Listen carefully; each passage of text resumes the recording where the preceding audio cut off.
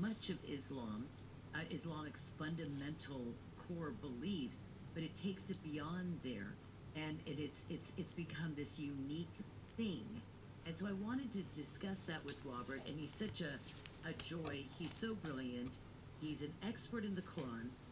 He's written a critical commentary, a Quran with a critical commentary, just as if you would have a critical commentary of the Hebrew Greek scriptures, where you're talking about very specific um, historical, linguistic details of a particular verse. So that's the kind of knowledge that he has in the Quran. His website is called Jihad Watch. He has been doing the yeoman's work of reporting, exposing, discussing, analyzing, commentating on Islam, jihad, the dangers to the West. He's written so many books. I have no idea. Of course, I never have them in front of me when I'm talking. They're over there. Um, History of jihad, for instance, as well as um, the Palestinian delusion. I would watch through to the end of this, because we go over so many facts and so many perspectives and discuss, like, what is what is the mindset? Where does this all come from? And facts about, did you know that Jerusalem was always, during the Ottoman Empire and the other Muslim empires, it was always Jewish majority? It's never been a Muslim majority city. That's one of the little factoids you'll learn if you watch through. It was just a great conversation. He's a great guy. So join me. I hope you enjoy. Watch to the end, or break it up in two parts. Welcome to the Elizabeth Ferris Show. I think that we need to be always talking about this. This is a subject that should never be left undiscussed. It should be raised to a national conversation. There's no embarrassment, there's no fear. The people have the courage of their convictions, and especially Americans, and I would say Christian Americans, need to, and Jews and Christians need to discuss what the issues are, and have it out in the open, because there are so many of us that talk about this, and of course, you could see a lot of it going on X, but it hasn't reached the level where a politician, or enough politicians, policymakers, can have a conversation and say, well, these are the facts, this is what Islam is, this is what the Quran says, this is what the history is, and therefore we're going to have to decide on a national level, including the opinions and desires of the American people, not just somebody in Congress, are being expressed, and that they are part of the discussion of what our foreign policy, yes, but also immigration. If we don't get a consensus that Islam being brought into America en masse is a recipe for self-destruction, future jihad, and civil war. I don't know if you want to call it civil war, but a type of warfare in America that's an ongoing thing that then we have to live with, right? Yep. We got to. Yep. Go ahead. Well, that's all in the future. Yes, absolutely. And there's no way we can have that conversation because nobody in Washington wants to have it. And even in the Trump administration, which is so much better on this issue than in the Biden administration, you have Tulsi Gabbard saying Islamist terrorism is the biggest problem we face. And that's true, except it's not really extremist Islamist, it's mainstream Islam. But in any case, okay, she's a lot closer than the Biden people. But then you have Richard Grenell, after the New Orleans jihad massacre a few months ago, saying this has nothing to do with real Islam and Islam is peace and all the same nonsense. I missed that. I would have had something to say about it had I not missed that. That falsehood, that delusional falsehood, or maybe self-delusional falsehood, is something that's got to be utterly destroyed. You know, in the end of your book, um, on the Palestinian delusion, which is what we're actually going to talk about today, because I want to talk about Palestinianism. You made this comment: the four, the 1400 excuse me, the 1400-year history of jihad is full of infidels deluded by wishful thinking or debilitated by cowardice. And the history of the Israeli or Israel-Palestine peace process is full of examples of both. These fantasies have been fatal for all too many people. It's time for Western politicians to stop whistling in the dark. And I loved how you said that. I'm going to repeat one thing. Is full of the infidels, that's you and me, deluded by wishful thinking or debilitated by cowardice. And I think cowardice is a huge part of it, don't you? Oh, absolutely. There's no doubt about it. I'm amazed all the time at the levels of cowardice that I see everywhere. You won't believe what this new German hydraulic jet system can do for you. It can restore patios, cars, driveways, and more. Where people seem to think they're never going to die and they can stave off dying forever, so they better not take any risks and get anybody mad at them. And, you know, what it really amounts to is that they're trying to add 5 or 10 years onto their lives by giving up their principles and their integrity. It's never worth it, but it seems to be pandemic these days. That's the real pandemic. Cowardice, not COVID, or where they're planning next. I like that, and I think that as Christians, we have to recognize that we have something to witness in this world. And if we are incapable of standing for the truth of the scriptures and as well the truth of history and our faith, then what is the point? You know, what is our goal? What is our point here on earth if we are so cowardly? God says to Joshua, one of my favorite commandments of God is be strong and of a good courage. He didn't say, gee, I hope you could have some courage here, or try, I know it's tough, do your best, Joshua. No, he commanded more than once, be strong and of a good courage. And if our hope isn't in the Lord, and we don't know that he is the director of all things, that the last day of our life will be dependent upon the Lord's deciding, yes, it's time for Elizabeth to go home, or Robert, then we have no faith. Uh-huh. There you go. Yeah. That's exactly. Look, and well, it really comes down to that, because this is a spiritual battle, and the jihadis that are emboldened all over the world, and particularly set against Israel today, they are the embodiment of what the prophet Isaiah says about woe to those who call good evil and evil good, because they do these killings and all the rape and everything else, and they think they're being righteous.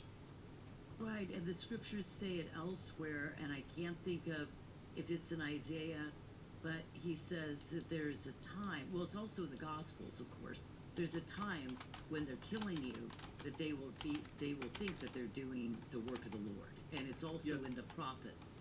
That the Lord says that in the Gospel of John, absolutely. And that's, you know, what I wanted to talk to you about today, I've wanted to have you on to do this for some time.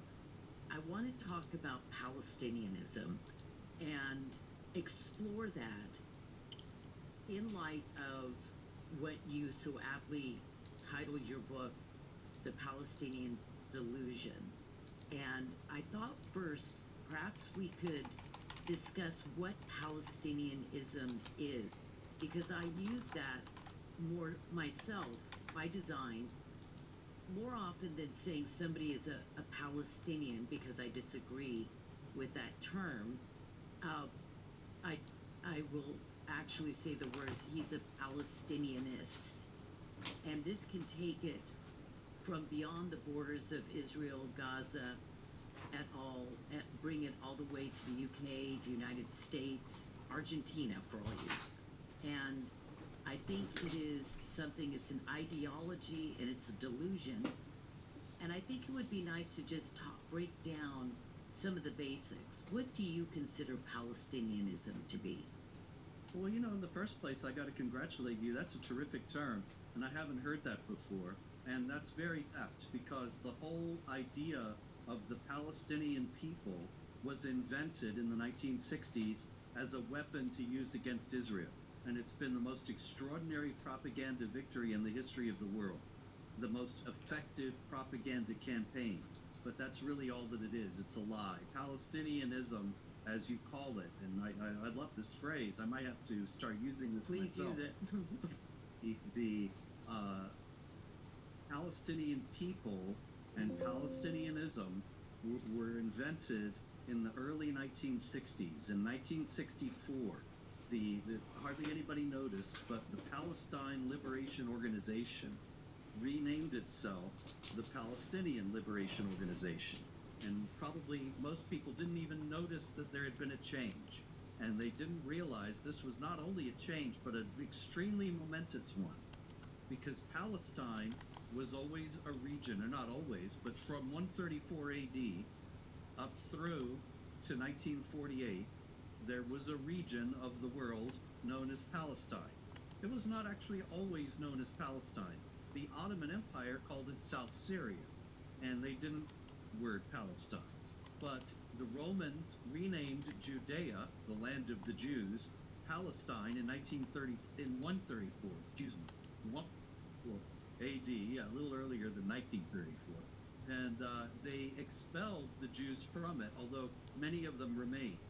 There was never a time when there were no Jews there at all. And they wanted to rub it in and needle the Jews who had kept on rebelling against them by renaming the land against their ancient enemies. So they looked in the Bible and they found that the Jews, the Israelite boys, fighting the Philistines. Now the Philistines have long since died out. The Palestinians claim they are the descendants of the ancient Philistines. That's a lot of nonsense. There are no there are descendants of the ancient Philistines, but nobody can be identified as such. This is a long extinct people. And they were Greek, most likely. Greek polytheists. Yes. And they certainly weren't Arabs, and they weren't Muslims. There was no Islam, and the Arabs weren't in the area until the 7th century. And that's much, much later after this. So they took this name that was the name of a long gone people and put it on the territory of Judea, calling it Palestine. And the name was the name of a region. There was never a Palestinian people. Right. It's like Baltimore. Baltimore is the name of a city, but there is no Baltimorean ethnicity or nationality. And we would be silly to say, free, free Baltimore, from the river to the sea, Baltimore will be free. It would be stupid because there's not any distinct people there that have distinct Baltimorean nationality or ethnicity. And Palestine was just like that. But in 1964, when the PLO changed its name, this made all the difference. Suddenly there was a Palestinian people. Now, why did they do that? People love the underdog. And the Israelis enjoyed the favor of world opinion from the time Israel was founded until the early 60s, actually quite beyond that too. And people thought, here are the Israelis fighting for their ancient homeland against massive Arab states, 22 Arab states, and one little tiny Jewish state. And the Israelis keep on winning and beating them, and we could even say God is on their side. Absolutely. And Israel was widely beloved.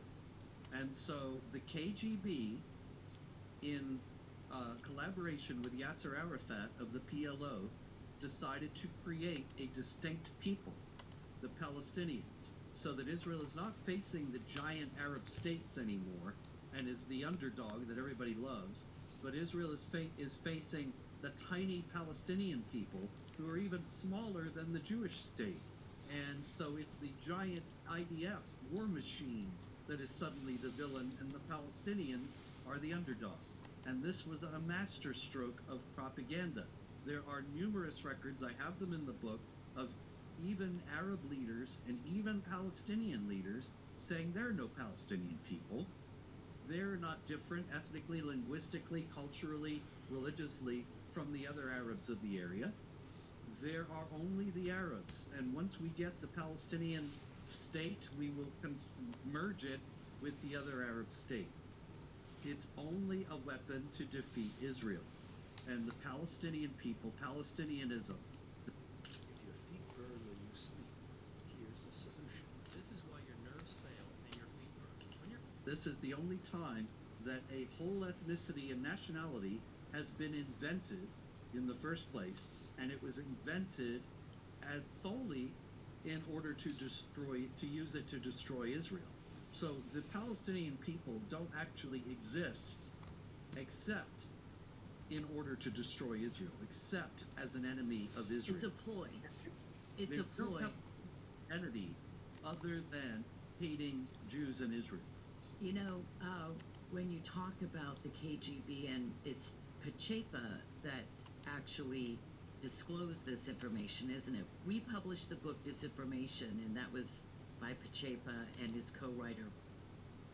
And you have to think about how interesting it is, the strange bedfellows or the interesting bedfellows of Palestinianists. Because early on in the history, it was, of course, Muslim Brotherhood, which is a plague upon the world. And they were in line with the Nazis prior to the war. And then Hashemi al-Husseini is deeply aligned with Hitler and the Nazis in collusion. We won't even go into that in this particular show because that deserves a whole conversation in and of itself. So Muslim Brotherhood, Nazis, and Marxists out of the Soviet Union, or communists. These are their partners. These are revolutionary supremacists, and they're also totalitarian, and I would say they're imperial. They're all imperial. Nazism wanted to take over all of Europe. Marxism wants to or did at least want to take over the world. And of course, the Muslim Brotherhood and the Quran wants the Ummah to take over the world. But the genius of the Soviets is what I wanted to really point out to you. I mean, to ask you to discuss, because this was not a new thing for them, was it, Robert? Creating a liberation movement. No, they did that all around the West.